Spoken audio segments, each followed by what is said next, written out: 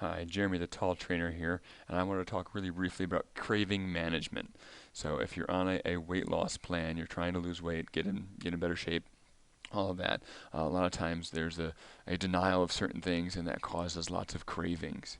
And really, I don't want you to really deny too much, and I want to see if we can handle those cravings. And here are some strategies. There's 8 tips to avoid cravings, or at least decrease cravings. As you can see, this guy looks pretty hungry over here. So number one is water. Drinking water is really, really important. So a lot of times our hunger and our thirst reflex get confused, and so really we think we're hungry when truly we're thirsty. And so make sure that doesn't happen by drinking plenty of water.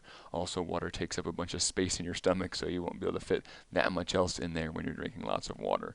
On top of that, water makes every system in our body work better.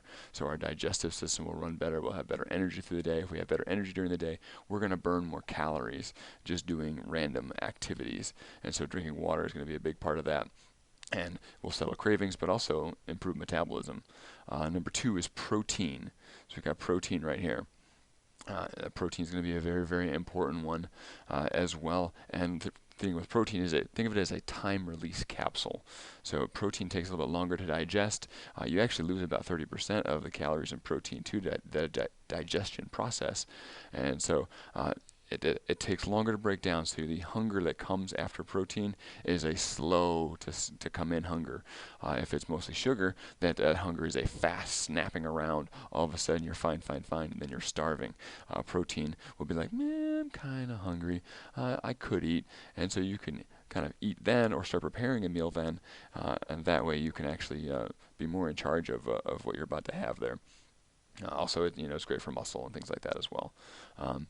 Next up is fat. When people start trying to diet or lose weight, they cut too much fat out of their diet. Now, sometimes there may have been too much fat in there to begin with, and you may need to cut back on some. But oftentimes people don't put any in there. In a meal like grilled chicken, rice, and green beans, that meal would have no fat in it really. It'd be very minimal fat, so you'd have to actually add a fat source to one of those food items at least. Whether it be a piece of chicken or a piece of cheese on the chicken, some butter in the rice, some oil on the vegetable. Something like that will get a fat source, and fat provides a lot of the full feeling. A lot of times, if you don't have enough, if you just eat just a ginormous salad with nothing, no fat source on there, what you'll get is a very stuffed feeling. You have this this massive full feeling from having that large amount of food, but there'll still be this thing that feels like it wasn't taken care of. There's still a hunger, and you go, how can I be hungry? I can't even fit anything in there. But it's that need for fat that our body has, and if you get a little bit of fat in there, it'll soften that, and you won't go quite as crazy there. So make sure you're having some fat in there. Mini meals. This is basically the idea of when we go longer than 3 to 4 hours between meals, is we start to get more cravings. We start to get more hungry. Our blood sugar will start to drop down, and that's when the hunger starts. And so if you're not so great at dealing with that, you're going to need to make sure you eat again before that happens. So if you do go 6 hours, then you end up having some dessert or donuts or something like that. Don't beat yourself up because you violated kind of a rule of weight loss there. And so if you go over 6 hours. And next time, let's decide to not go over 6 hours. Let's look at 3 to 4 hours to have another snack. Obviously some protein, a little bit of fat, and maybe some water in there. To help ease you through the day. And so one of the goals that we have in our program is really to see if we can ever get hungry.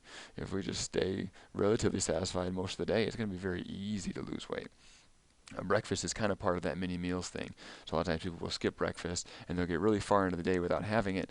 But then once they finally do decide it's time to eat, they have a huge carb craving. They want sugar, they want breads, they want pastas, they want those types of foods, or they want their coffee with lots of sugar in it.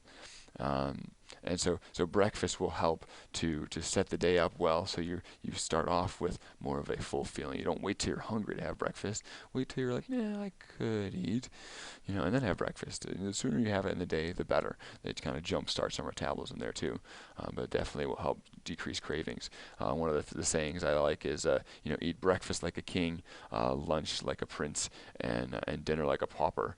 Is that you reverse those calories around, so you're not eating your feast in the evening. Eat more of your food earlier in the day, so you actually have energy to go out and do stuff. So you eat your food, that's your fuel, like putting gas in your car, and now you have energy to take on the day, like taking your car for a long trip.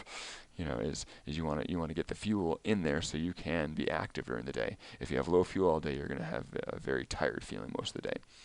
Vegetables and fruit is another strategy. Make sure you get enough of those. They provide fullness. They provide a lot of space in our stomach. They have a lot of water content, but even more importantly than that is the vitamin and mineral content in vegetables and fruit is massive. And if you have enough of those, some of your cravings may actually be nutrient cravings. We do one lesson sometimes. We talk about how much pizza it would take to get all your vitamins and minerals. It would take 6,500 calories of pizza to get all your vitamins and minerals. That's too much. So if you have less than that, your body's going to be still craving vitamins and minerals.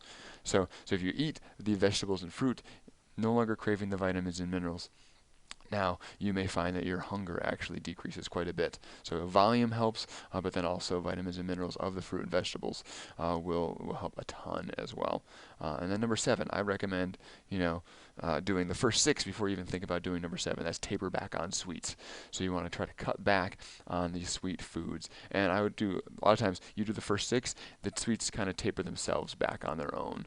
So I don't say no sweets because I have sweets from time to time, but you want to taper back on those so you're not having them exclusively or all the time, or every evening you're having a massive bowl of ice cream. You want to taper back on those so it's smaller amounts, enjoyable amounts, tastes of sweets, not trying to fill yourself up with a sweet.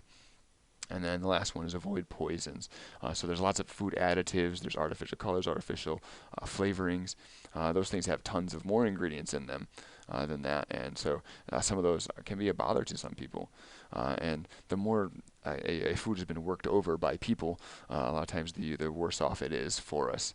And our body can handle a certain amount of toxic load, but at a certain point it's going to be too much. And so you want to try to avoid poisons. Along with that, there are some foods that can be poisons to some people, not to others. So the glutens, the breads, the dairy, and even nightshades, so the peppers, tomatoes, eggplant, some of those can be a poison to some people. So you need to spend some time to actually figure out if they're a poison to you, and if they are a poison to you, you need to stop poisoning yourself, and your body will function a lot better. And so part of that will be fewer cravings. So hope that was helpful. This is Jeremy Burnett saying, have fun, be safe, and watch out for those cravings.